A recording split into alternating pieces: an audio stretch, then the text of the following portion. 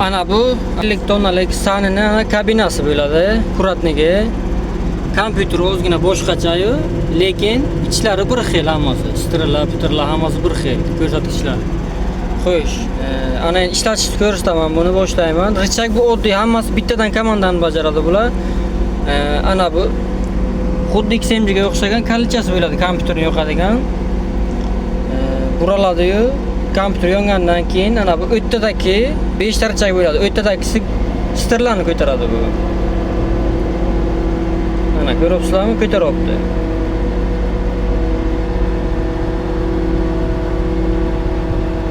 O'ttadagisi o'zlaringizga tortsangizlar.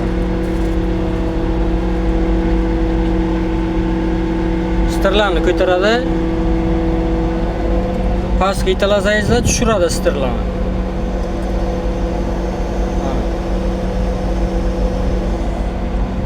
Bu chetdagi kattaga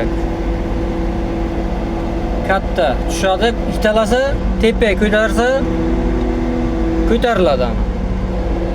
Ko'tarildi. Ana bunaga tushadi. Bu kichkina gak. Kichkina gak xuddi shunday pastga italasa tushadi. Tepaga ko'tarsa ko'tariladi. Ana ko'tariladi. Ozgina tushirib keyin strellarni ko'tarib olamiz. Xuddi XMG ga ko'rsatganimday.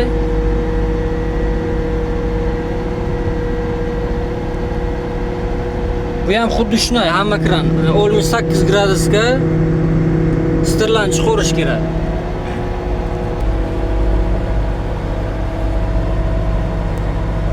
Olmuş 8 gradusga strellarni ko'tarib olamiz.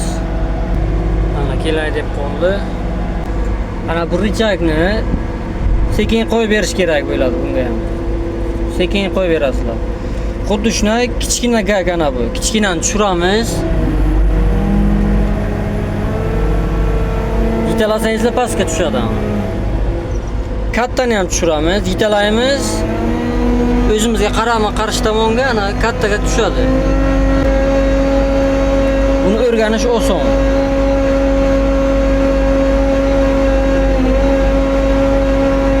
Ko'rib turgan bo'lsangizlar ana tushibdi. Sekin qo'yib beramiz.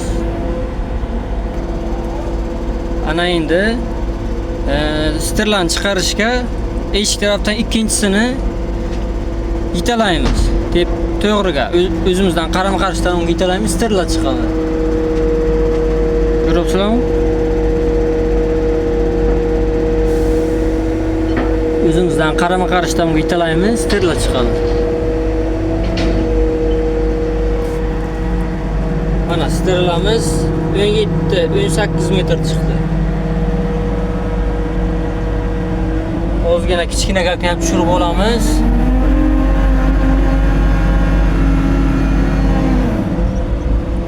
Strellarni chiqaramiz. Yana agar o'zimizga tortsak strellar kiradi. Ikkita komanda, har bitta richak ikkita komandani bajaradi-da. Shunday ko'taramiz. To'xtaymiz. O'zimizga kerakli bo'lgan metrni chiqarib oldik. Yana 23 metr. Endi bunisi eshikdan birinchi turgani yitalasak o'zimizga qarama-qarshi tomonga. Bu pavorot o'ngga bo'ladi, ana ko'rib turibsizlar. Bu o'ngga bo'ladi. Agar o'zimizga tortsak chapga pavorot bo'ladi. Ana ushlab turgani eshik tarafdan birinchisi pavorot chapga o'ngga bo'ladi. O'zimizga tortsak chapga pavorot bo'ladi, yitalasak o'ngga pavorot bo'ladi. Ikkinchisi esa bu strellar, yitalasak strellar chiqadi, tortsak strellar kiradi. O'tadagisi esa ana bu. O'zi rasmchalarni ham qo'ygan. Strellar tashlaydi, bunisi strellar ko'taradi o'zimizga tortsak.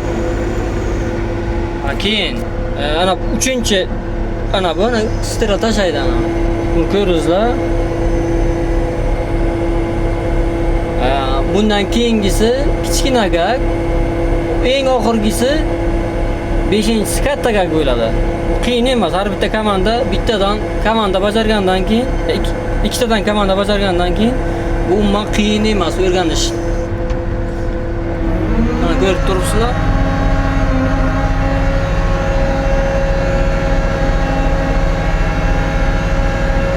Ana bu og'irligi где-то 4-5 tonna atrofi chiqadi.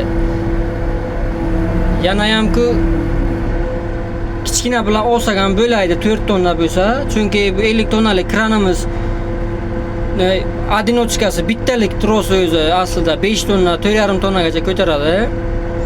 Lekin hozir yana ham aniq bilmaymiz necha tonnaligini. O'sha uchun katta bilan olgan yaxshi, xavfsizroq bo'ladi. Buni yomon qiyin joyi yo'q.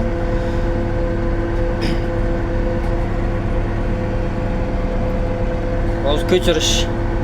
Ana buni olib ko'chirish kerak o'ng tomonga. Shuni ko'chiramiz hozir.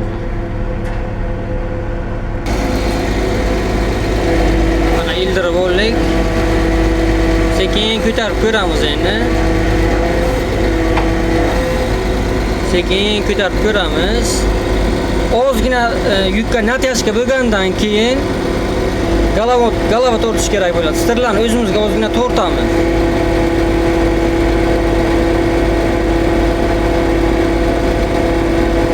Stirlarni ozgina o'zimizga olamiz.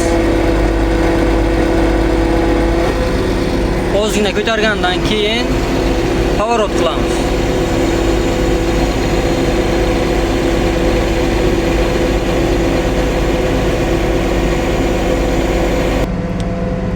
Ana bu hozir 4,5 tonna chiqdi.